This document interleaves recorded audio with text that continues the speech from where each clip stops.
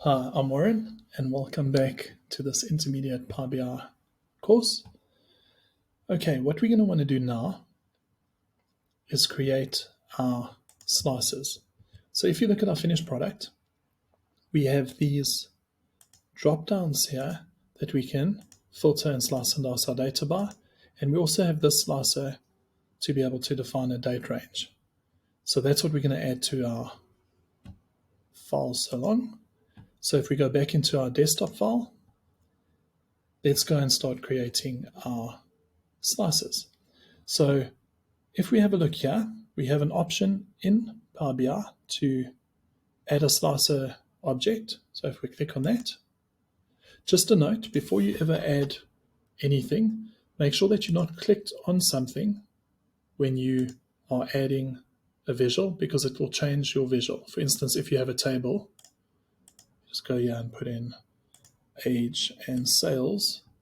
And if I'm on this visual and I click on slicer, it changes that visual into whatever I'm selecting. So just make sure that you don't do that by mistake. So we clicked on just a blank space here. We go and we choose slicer. I'll make this thing a bit smaller. And I'm going to put my slicers underneath the logo, and I'm going to have them across the top here. So this first one, we can add the store. So let's go and add the store name. So I'm selected on my slicer. I just go and I choose store name, or I could take store name and I could drop it in the field well here. And here you can see it's just giving me a list of checkboxes here. We actually want this to be a drop down. So depending on what version of Power BI you have, it used to be on this drop down, but you can see the pop-up is saying the setting is moved. So what you do, you select your slicer and you go into your visual settings, and here you can see it's on vertical list. What we could choose, you could choose tile, which gives you some nice tiles. So sometimes that looks quite good. If that's the requirement you want, we want to drop down. So we can go and we can choose drop down. And now you can see we have a drop down. If you want to have multiple select, you can hold down Control to select more than one. And to clear it, you click on the little eraser icon. So there we have our store name. We also want to have product category. So what you can do, you can either add another slicer or you can Control C, Control V. Now we know they'll be the same size, and you can put it next to the store name, and we can go and we can grab product category. So we got our product table, grab category, and here you can drag and drop it on there. You can see it's giving us an error now. If we go and have a look, we've got two unrelated items in there. We can just delete store name, and there we have product category.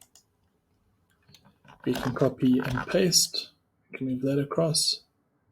We can put in product name. So we can drag and drop product name into this well, and we can delete category. We might want to add customer city. You would probably want to drop down for every one of your dimensions, so that we can take customer city. We might want to filter by certain cities. So we take city and we drop it in here. We delete product name. Control C, Control V. Get customer gender. So we can drop that in. And we might want customer age. So if we look at customer age, we can drag and drop that in there. There you can see customer age. So there we have all of our filters. We might want to add a date filter too. So what we can do, this takes up a lot of space. We could probably leave the info button only on the home page. So here maybe just to free up some space, we can delete that and we can add a date slicer. So again, we can add a slicer. We can put that up here. This we might want to make a bit bigger. And we can go to our date dimension. Because we're going to use our date dimension table because that links to our sales table. So we're not going to use the date from our sales table. We're going to use the date from our date dimension because that's our main date now. And there you can see we've got 2 calendar pickers, date pickers, or we can use the slicer option here. And again, we can clear the selection there. So you might want to just, reformat this thing a bit, maybe move that a bit across.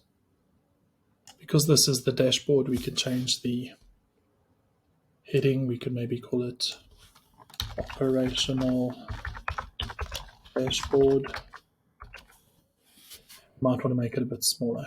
Doesn't need to be that big, so maybe we can make that like 36 or something. And we might not actually need this text box beneath it, so we might move that, or you could put in here, this is our operational dashboard, monthly dashboard, or something that makes sense. But yeah, we've got our drop downs, we've got our date picker, and all of our filters. So we can play around with the sizing of all of these once we start adding our visuals. But I think for this video, I think we're fine with just adding the slices. In the next video, we'll add our KPI cards that highlight our main KPIs across the top here. So we can actually delete this text box and we'll put our KPI cards between the filter and the heading. So we can do that in the next video. Great, thank you very much, and I'll see you in the next video.